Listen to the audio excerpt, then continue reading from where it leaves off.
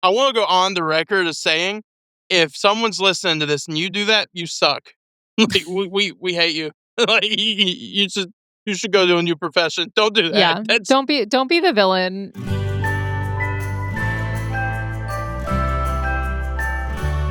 How to survive the classroom.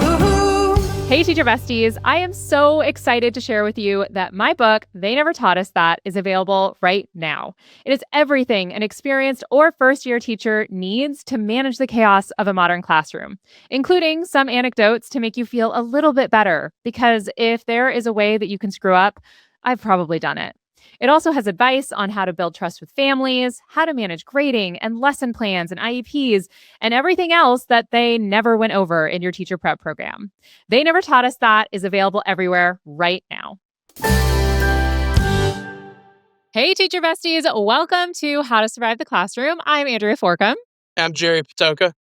And listen. I am all kinds of heated today because I've been pissing off the internet a lot lately.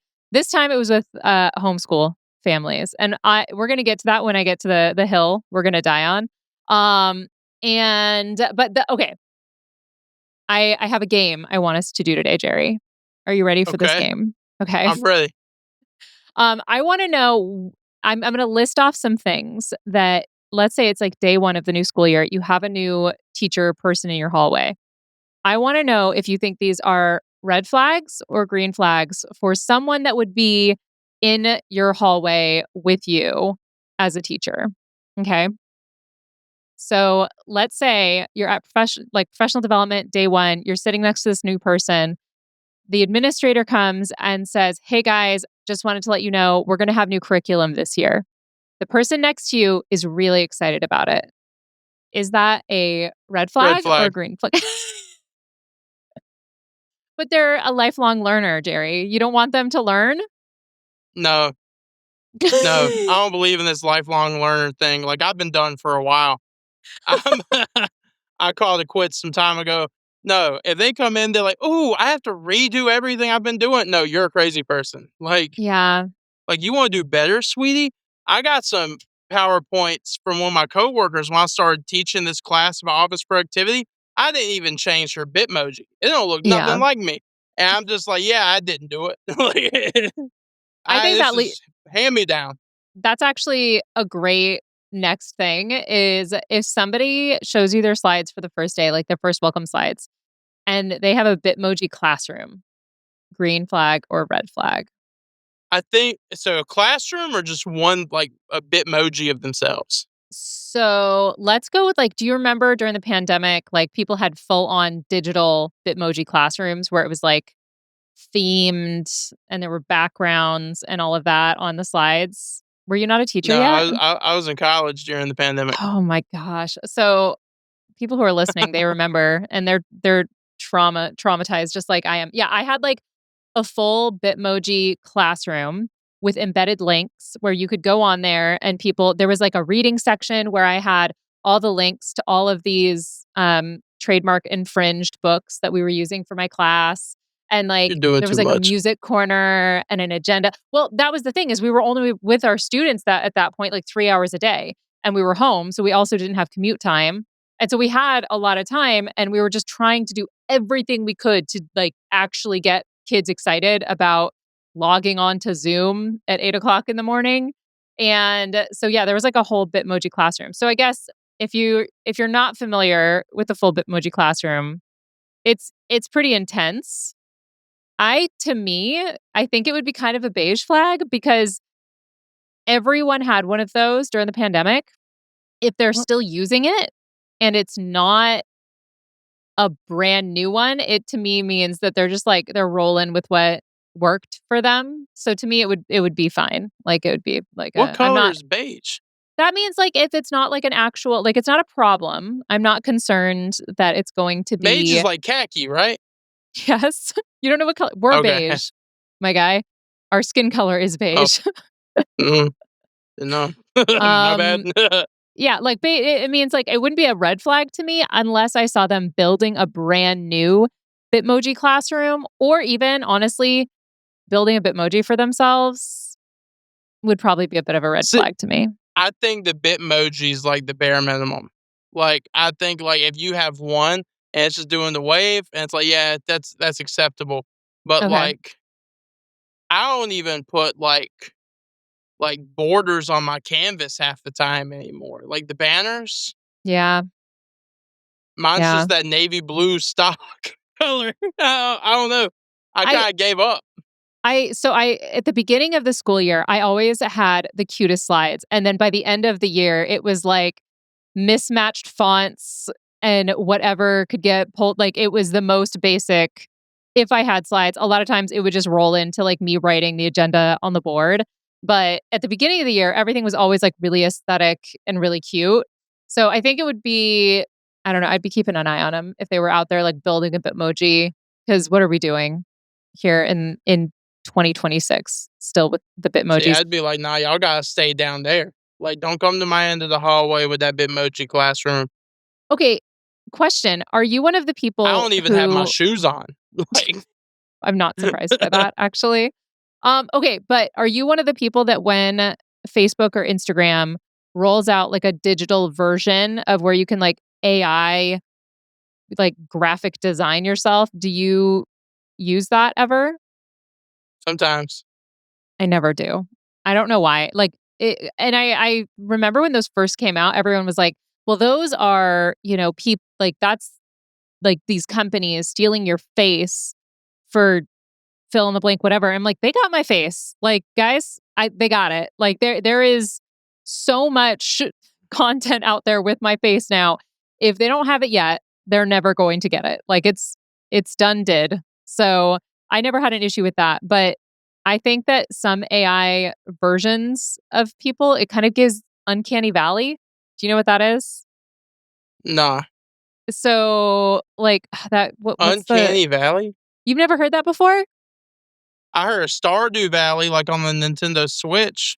It's not the same thing.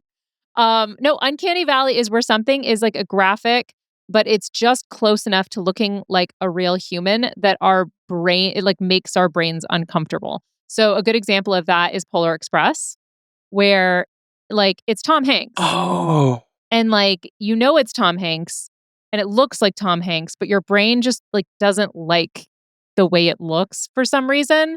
That's the It uncanny looked like Tom valley. Hanks? In Polar Express, I don't think I gotta look like Tom Hanks. the train conductor, I thought he was just a dude. it's Tom Hanks. It's definitely Tom Hanks. But also just like the way that like their faces are just like a little bit uncanny valley. I don't love it. And that's why I don't like AI renderings of stuff a lot of times because it does the same thing to my brain where I'm just like, stop it. Stop it right now. So, yeah. All right, are I you think it's ready? funny. You think that what is funny? I just think, like, the little AI faces is funny. Yeah, Like, that's how they I used to get them. They would make me look like a Viking. I was like, "This is tough." Do you remember I thought I was sick. around Christmas time, like I feel like everyone's mom did the Christmas pajama one, but it made everyone just Yes. look crazy hot, like a weird hot version of themselves. That Yeah. also is that like makes me uncomfortable is that people are like, look at and people who don't realize it's an AI rendering who will then be commenting and be like, "Girl, you look so good. What is your secret?" And they're like, "Oh my gosh, I drink a lot of See, that's water." funny. That's crazy. That's lying. It's lying to the internet when you do that kind of stuff. Eh. Okay. The next one. If you were like hanging out in teacher's lounge with people and they were like, "Do you need a coffee?" And the person was like, this new individual was like, "Oh, I don't drink caffeine." Green flag or red flag? That one's tricky because I don't care. Like, it's not a Yeah. green flag or a red flag to me. Some people just be out here like raw. They just Like be out here raw raw. dogging life like that, to me, that's a They is huge red out here. flag. Mm-mm. That's They is out weird. here. I don't have caffeine all the time. I don't always think about drinking stuff. Like, if I have a Coke or Pepsi or something, I know there's caffeine in it, but I don't think I want this for the caffeine. I want it because it tastes good. But then, like, Mm. if I'm drinking like coffee, yeah, I want black coffee. I want the caffeine. I'm not Yeah, drinking that for for the like taste. funsies. Like, if I get iced coffee though, it's something different. It's like I don't even care about the caffeine. I just want to. And sometimes I'll be like, yeah, this caffeine's nice, but I don't think about it like that. Now lately, I've been needing some caffeine 'cause I've been on fumes, but, Yeah. like, Yeah. if they're like, "I don't drink caffeine," I'm like, "Alright, whatever," No, I would keep it on, I I would guess. like, So it's a red I couldn't flag do for it. you? It would, yeah, it is. And here's the funny thing, a friend of the podcast, Sounds friend of ours, insecure. it probably Gasper Randazzo does not drink caffeine at all. He does not drink Uh, coffee. He does not. He also doesn't drink alcohol. Like he just is out here raw dogging life. And if you've ever, guys, if you've ever been to a show or seen Gasper's stuff online, you know that that guy can yap. He does not sleep very much, and it is actually kind of crazy that he doesn't drink caffeine because you would think for sure that he's just mainlining Red Bulls, but no. And it's still a red flag, and I'm side-eyeing Gasper at all times because I don't trust somebody who doesn't. Oh my gosh, and our producer Rob also has not had caffeine in a decade. really? I'm surrounded by I unfortunately I apparently am a terrible judge of character because one of my red flags, I've surrounded myself with people. Okay, this is the last one. Um Okay. if you came across a teacher that was wearing very obviously uncomfortably high heels for a lady or like very fancy dress shoes for a male teacher, is that going to be like a red or a green flag to you?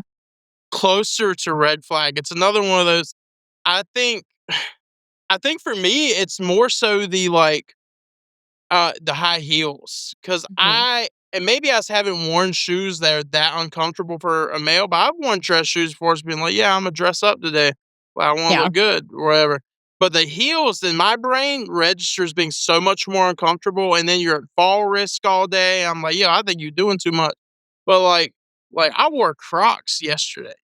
Yeah. When I see somebody who's, doing too much, I get maybe a little button down or polo, but, if I see somebody wearing a tie, I'm like, "You doing the most, brother." You're like, Like, you need to calm because down. yeah, I wore sweatpants today. That's what you wear sweatpants? They're like black sweatpants, and they had, a athletic material. Okay. I haven't worn a belt in probably 2 or 3 years. Wow. Yeah, I mean, Yeah, I nah. there definitely were times that I had did I wear leggings? I can't remember if I wore leggings at my last job, but I don't anymore now that I'm a university professor. That feels like maybe a bridge too far. But I will say now that I'm a professor, heels would not register to me as a red flag. But when I taught high school, like I worked with some folks before that wore like very spiky, uncomfortable high heels. And it wasn't the discomfort of the shoes. It was just, I don't know, like that, like I don't know if I'm just a hater, but I was like, what are you do like what are we doing? Like But what who are for you what? impressing? Right, kind of. Yeah, it's kind of my thing. And some people just like to dress like that and that's fine, but I just probably Yeah, won't be super psyched about eating lunch with you nah, if that and like I'll wear no, some kind of heels, but like wedge heels, like comfortable ones. I'm not clickety clacking down the hallway unless it's like maybe first week of school, I'd wear like some small heels, but that's too much.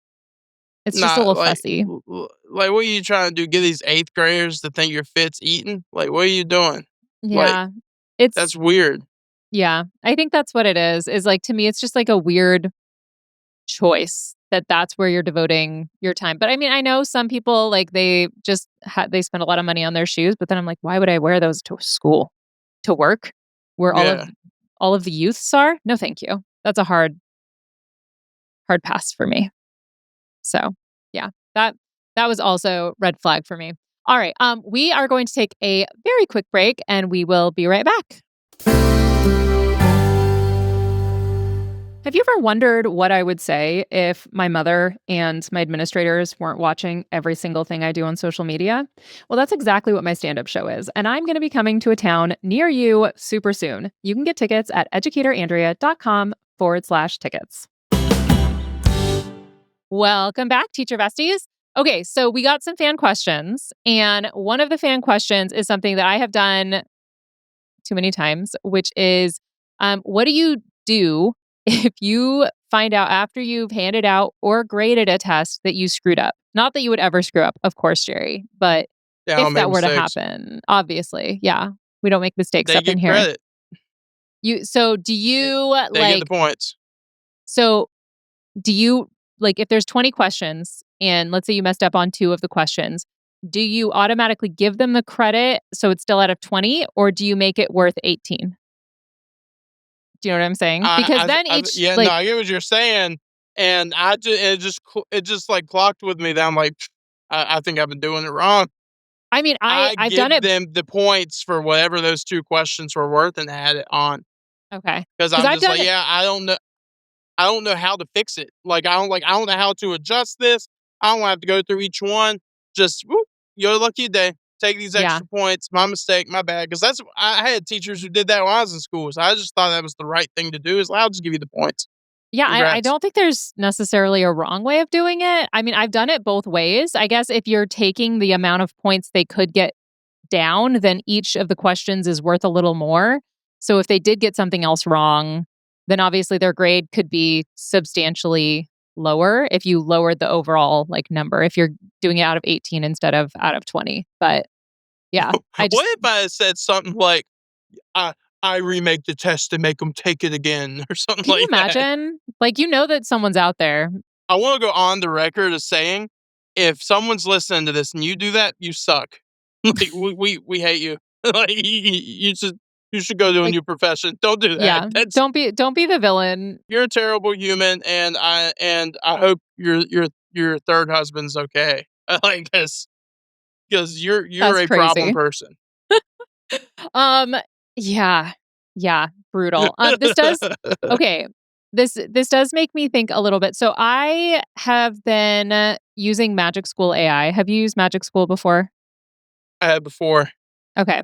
I've used it a few times and I'm going to disclose now, like, I am doing a brand deal with them on my social media, but this is not a sponsored discussion at all. It was just something that, like, I was messing with their tools, and one of the things I came across now that they have is a writing feedback generator. And so within Magic School, you can upload your prompt, upload your rubric, and then upload your student submissions, and then it will automatically analyze what the students turned in, fill out the rubric, fill out what they call glows, grows, and then like individual feedback for the things. How do we feel about that? Because I can tell you one of the hardest parts of being an English teacher was grading essays. And so on that level, it's like, okay, that's great. And I mean, if you wanted to, you could upload every single one of the essays and then hit like 4 buttons and just return all of the feedback to all of the students. It'll be very clear that Magic School graded it. But how do we feel about AI grading essays? Because obviously we've been doing Scantrons for grading papers or grading tests for the longest time. I don't like it grading. When I use AI for anything, I still am like using it as a guideline. Like, hey, I may would run it through to point some stuff out to me, and then I'm like, let me go look at that and let it use as like a guide is the best way Yeah. I can think to put it to help me grade it and to I can work faster and not have to like be super in depth and thinking about it real hard. Like, Yeah. let me run it through, read it, think about what it said, what's the point of me, move on. I don't think it like grading and telling you what it did because AI be wrong. Yeah. I've Well, had ChatGPT tell me something that was like that it was wrong, and I said, you're "Hey, that's." I told ChatGPT, I was like, "Hey, that's wrong," and then he was like, "You right. You're actually right yeah. about that." So like And our I'm like, bad. "You agree with me that fast? Like they're that human? ChatGPT is just a people pleaser. Mhm. You tell them they're wrong, they're gonna be like, yeah, Yeah. you was right. Whatever Exactly. you Like, if say, I was big like, dog." "You know what? My husband pissed me off. I think I'm gonna light his car on fire." And they'd be like, "Whoa, hey girl, we love that empowerment. If you're gonna light his car on fire, here are the 3 steps you should do. So not only does it catch fire, but you don't get caught. More power to you." Like, Yeah, but okay. So I used the Magic School AI essay grader on a recent assignment with some college students. Okay. And I, because number one, I wanted to see how effective it was, how like accurate it was going to be. And there was a couple of things I noticed. Number one, it still is generating a few years behind. So my students cited some work from 2026 and it said you have future dated references. So ChatGPT still thinks it's like 2024, 2025. I have the paid version for Yeah. ChatGPT, I but it's know some still teachers like that too. you're right. That's the truth. Like, and it said like, hey, you've got these future dated, and so they took points away because the references were unreliable because they were future dated, right? On the other hand, it did catch some things that I didn't catch. It also is going to be entirely unbiased. It's not going to grade differently based on how I feel about a student. And I thought that was, I always tried to look at who, like, ignore whose paper it was when I was grading it because I didn't want any like unconscious bias of like, oh, I really like this kid. I'm going to, oh, it's not as, thorough as I would have liked it, but I'm going to give him full credit. I don't intentionally do that, but I know that like probably on some level grading is subjective with essays especially. And so I like that it does that where it very specifically goes through and does not care who it is. It's just an analysis of machine basically. Yeah. Um and so I populated everything and then I read over it and then I read over the students' work and mostly I boosted everyone's scores by a little bit at least because it either would have like something I didn't love or something I felt like I wouldn't take away credit for that. Um, but I think that the big fear for a lot of people is that, our AI, if we're using AI to grade, and students are using AI to write, like no one's actually using their brains. Which I understand that argument with a lot of people that are like, don't use AI with grading. But we know, like, if we're grading, we know what we want, we know what we're looking for, all of that kind of stuff, and we're being responsible with the use of AI. I think it could be really helpful and beneficial for teachers, especially in school districts like where I was, where I had 200 students a day. So if I'm going to be trying to give feedback to these students and do it quickly, especially in those initial drafting stages, I feel like that could be really, really helpful for students to know whether or not they're on the right track. Um, and it's not the same as a student using AI when we are literally trying to help them form the pathways in their brain to think critically. So I used it, but I wanted to kind of put it out there, not only just to get feedback from people on how they're feeling about AI usage with writing feedback, but also if you are an English teacher and you have used it or you have, um, or you have very strong feelings, I do want to hear about it because I think this is kind of where we are leaning towards heading a little bit. And I did it for this assignment, but it made me uncomfortable. And so I'm trying to explore what it is that made me uncomfortable that I didn't feel uncomfortable when I had like saved responses that I would plug in if students had similar issues each time and I would copy and paste over the same response. That part that Mhm. never bothered me, but using AI in this way does a little bit. And so I'm trying to figure out exactly what it is about that makes me a little bit uncomfortable. Yeah, I don't hate the kids using AI. I do in the sense of if you're copying and pasting what it Yeah. says and using it to think for you.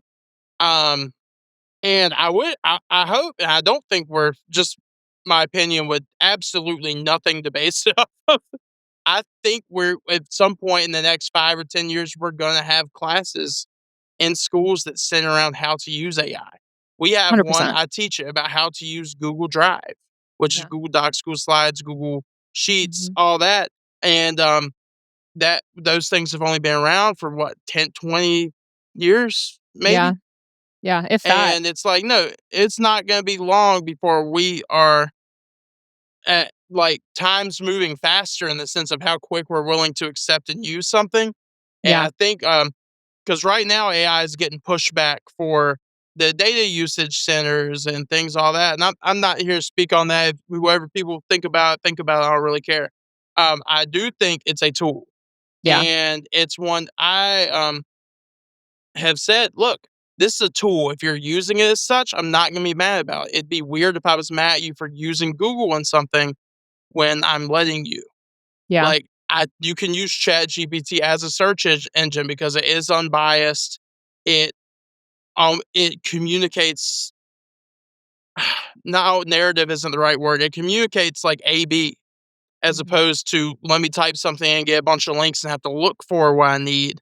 It helps us kind of paint the picture of here is um, a direct answer to your question. Here's the sources to back it up, as instead of here's the sources, go find it. Yeah. And I think that's all that can enhance critical thinking because you have to think about what to ask ChatGPT. You have to think about what to put in there to get what you need. And then that's going to allow you to kind of have a dialogue with it as opposed to, hey, here's this thing you're looking for. Have fun. Hmm. So I That's do think there's a tool aspect to it, and it's just having to learn how to use it. Yeah, I think that the danger is that I hear from a lot of people is like if you did Google something, right? Like what is going on in, fill in the blank location in the world and you have like 10 different links. You at least at that point have like 10 different points of view. When you ask a question of ChatGPT, like you're right, it's a dialogue and you should be using critical thinking to ask about different topics and stuff. But the danger, I think, is that it's going to take internet consensus.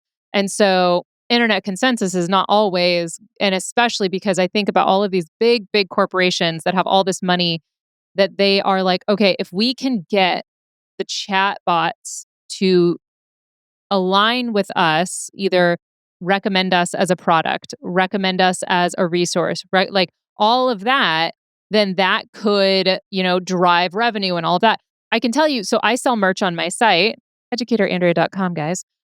One of the things that it lets you do now is I can put in prompts on my website this is just Squarespace, right? So I am not a coder, nothing like this, but I can on Squarespace put in prompts that I want my website to be recommended for.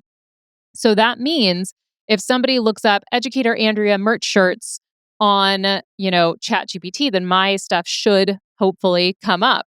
And I think about how basic that is, but then I'm like, okay, but there are other companies with way more money, with way more vested interest in the attention of people.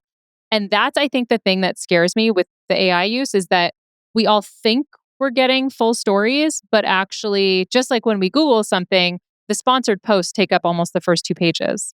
And so I think that's the real danger. And I was recently I did a video recently that was talking about this and was talking about how like, hey, the technology in schools, like we need it. We need to be able to have kids learn about it and learn how to use it.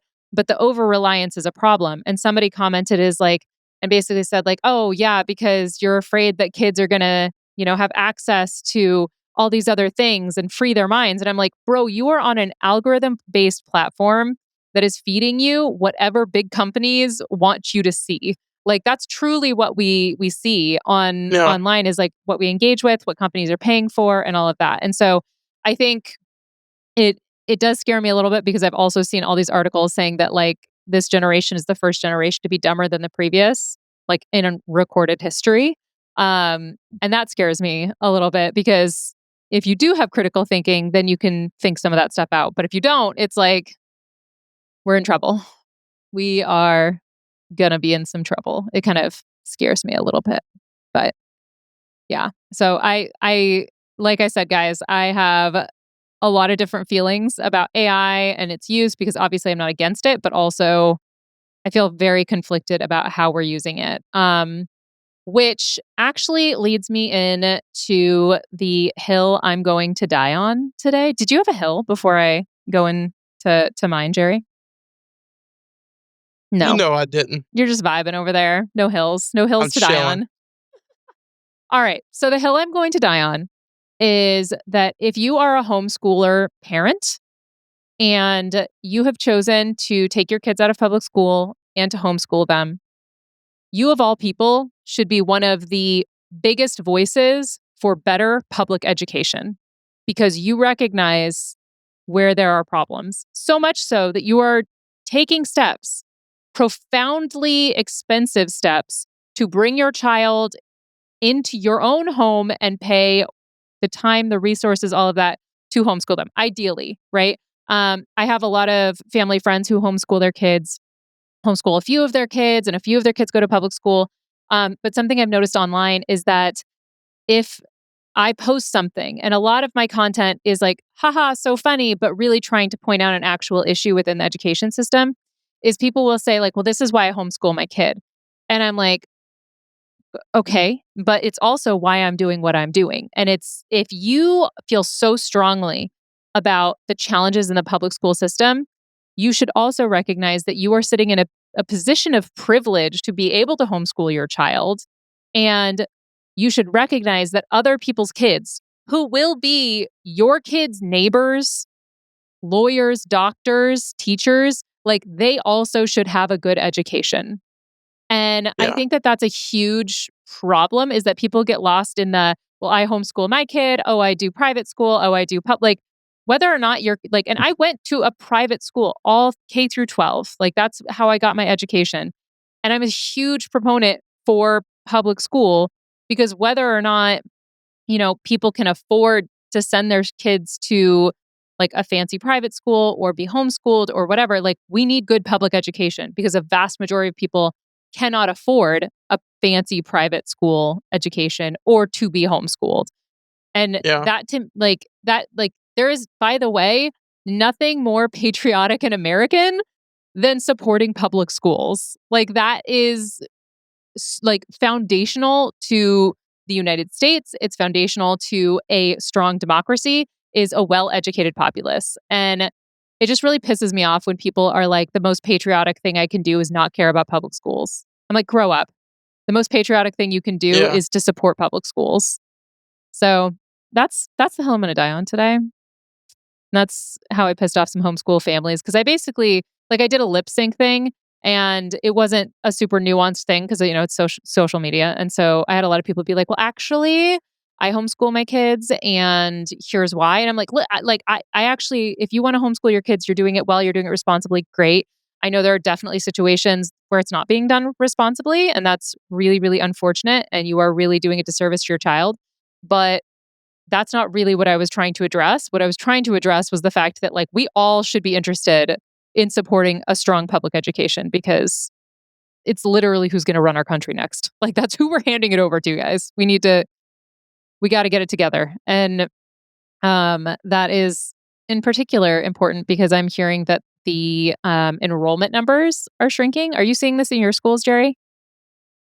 Oh, yeah. Yeah. Is the upcoming class smaller than the previous ones? I think we're getting where the kids who are coming now are, we're getting like this. Our sixth grade group was bigger than our eighth grade group or something like that, but it Okay. was dwindling, and the numbers have gone down every year. I think we're going to the first school year where it's going up, and that's because there might be some redistricting happening, Okay. but there's some. Yeah, it's like it's going back up, but it's like we're still one of the smallest schools Yeah. in in the county. So something I like in relation to the fact that enrollment numbers tend to be shrinking across the country. A lot of my friends in California, because California is a very hard place to afford the cost of living. And so some of my class or my former coworkers are now sitting there going like, oh, like we have way fewer students. One of the ways, whether you are a homeschool parent or a parent of a public school kid or just a voting member of your community, something you can do to support teachers is that when enrollment sizes go down, encourage your districts to keep class sizes small. Because the immediate temptation is, oh, we had 40 kids in a class, and now we have way fewer students this semester. So we're going to be down to 25 students in a class. So we don't need as many teachers. And then the class sizes are going to shoot back up. Keep the same amount of Yeah, teachers as class sizes shrink. Because that is a way that you can actively contribute to the health and well-being of the students and the teachers in your community is if you advocate for small class sizes. And this is a very this is a good way of doing that, where it's like, hey, we're already yeah. paying these teachers. Like, if somebody retires, replace them, and keep class sizes small. So I gave everyone homework today on the podcast. Sorry about that, guys. And like your students, you're probably not gonna do it. I dare you. I dare you to do it. I dare you to contact your local school district and superintendent and just be like, hey, class sizes should not be bigger than 25 for high school. And it should be smaller than that for elementary. I've had a class size that small, maybe like, I don't know, 2 out of my 9 years of teaching high school. So yeah, there you go. Now we've all got homework. You have anything else coming up? Any shows, anything like that for the peoples? I'm gonna be headlining in Southern Pines, North Carolina on June 12th. Awesome. That's So come see exciting. me at the Rec Room in Southern Pines, June 12th at 9 p.m. Awesome. Good. I'm going to be performing in Batavia on June 6th. I've got a comedy show. And then July 16th, I have the Teacher Talk Sycamore Summit, which is a conference I'm putting on with Indiana State and some other really incredible humans. I'm really excited about it. We're starting the day with mimosas. Like you're going to get there, you're going to get a mimosa or a Bloody Mary to start your day. And then we're going to have some really fun speakers. I've got Gasper Randazzo is going to be my morning keynote. And we're going to be talking about AI. We're going to be talking about teacher resiliency and all of that. So I'm very, very excited about it. You can find information on that at teachertalksummit.com. So check that out. All right. I think that's all we have for you today. And if you have thoughts about what we talked about today, I got real spicy. So you can contact me, Andrea at human-content.com or at Educator Andrea, or you can contact the whole Human Content Podcast family on Instagram and TikTok at Human Content Pods. And if you have not yet left a review for us, please do. Not only for this podcast, but also for my book. It's on Amazon. Those reviews matter.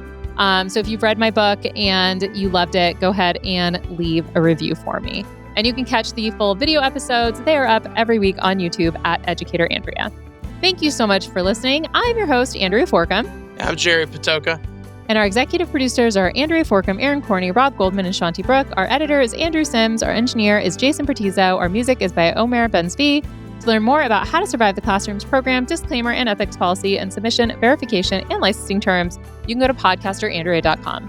How to Survive the Classroom is a Human Content production. How to survive the classroom. Thank you so much for watching. Want more of How to Survive the Classroom? You can watch more episodes right now. Just click on that little box over there. You see it? And if you haven't yet, please subscribe. Okay, bye.